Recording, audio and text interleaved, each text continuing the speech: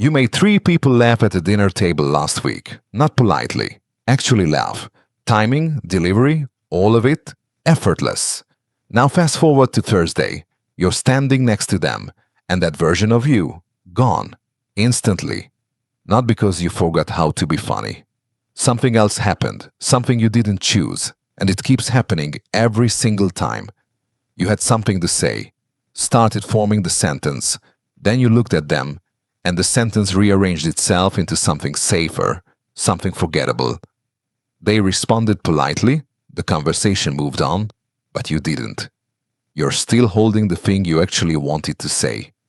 And the strange part is, you can't explain what stopped you. This isn't normal nervousness. You've carried conversations with people far more intimidating than this. Being the sharpest person in a room and barely noticed. But something about them disables the version of you that everyone else gets to see.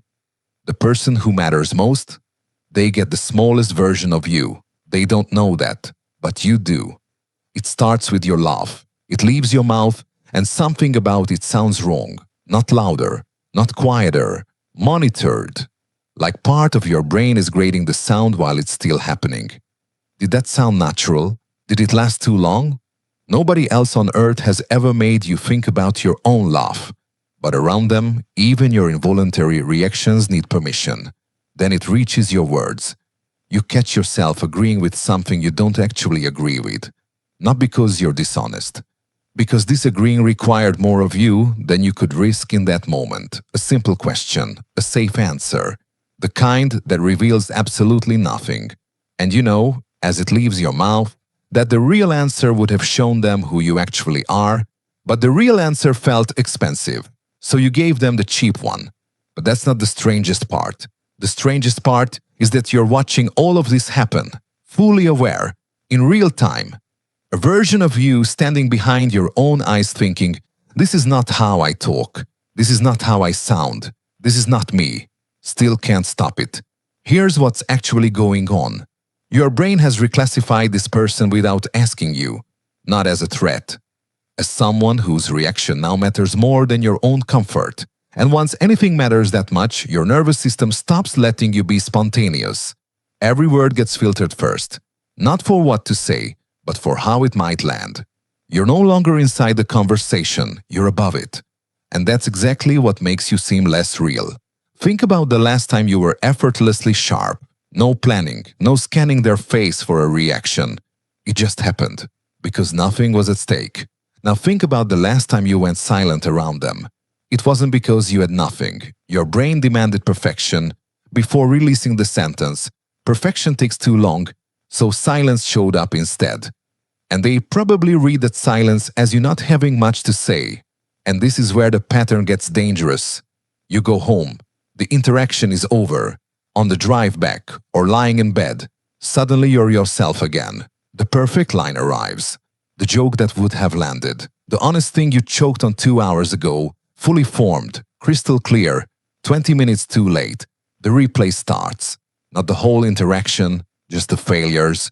The fake laugh at something that wasn't funny because you didn't know what to do with your face. The silence you panicked through by saying something pointless. The moment they looked at you and you looked away first. Not because you wanted to, because holding their gaze felt like standing completely exposed. None of it was a disaster, but none of it was you. So a question starts forming, one that doesn't have a comfortable answer. Do they even know me? The quiet, agreeable, careful version they've been talking to. Is that who they think I am?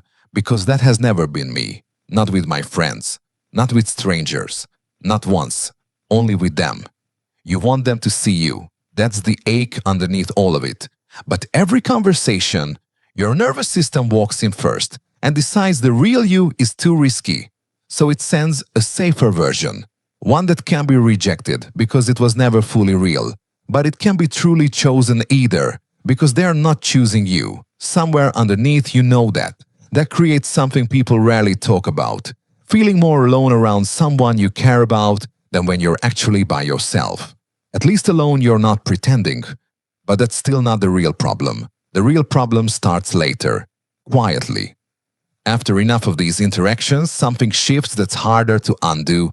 You start believing that maybe the real you is too much, too intense, too eager, too honest, that maybe the careful version isn't just protection, maybe it's an improvement. And the moment you start believing that, you stop trying to take the mask off. You start trying to make it fit better. That is the most dangerous part of this entire pattern. Not the awkwardness, not the missed moments. The slow erosion of your belief that who you actually are is worth showing to someone who matters.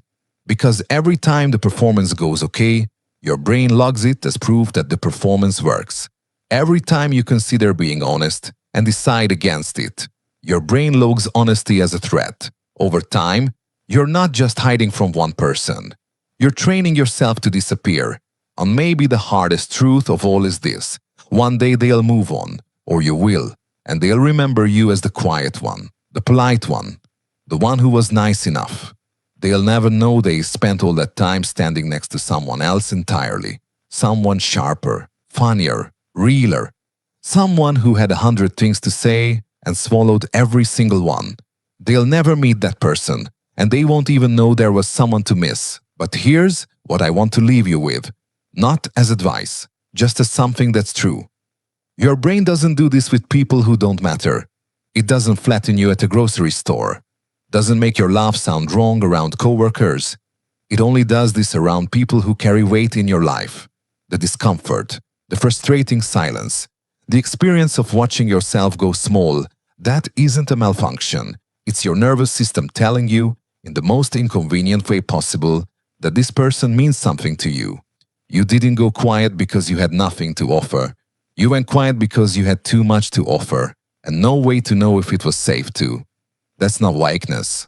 That's what it feels like to care about something before you know if it will care back. And maybe the way through isn't learning to be perfect around them. Maybe it's letting one imperfect thing slip through, just once. The real opinion instead of the safe one. The actual joke instead of the polite laugh. The honest answer instead of the rehearsed one. Not all of it, not everything at once. Just one sentence that sounds like you. And that noticing that the world didn't collapse, that they didn't leave, that it actually landed. Because the version of you that you've been hiding, that's the one worth knowing. And someone should actually get to see that.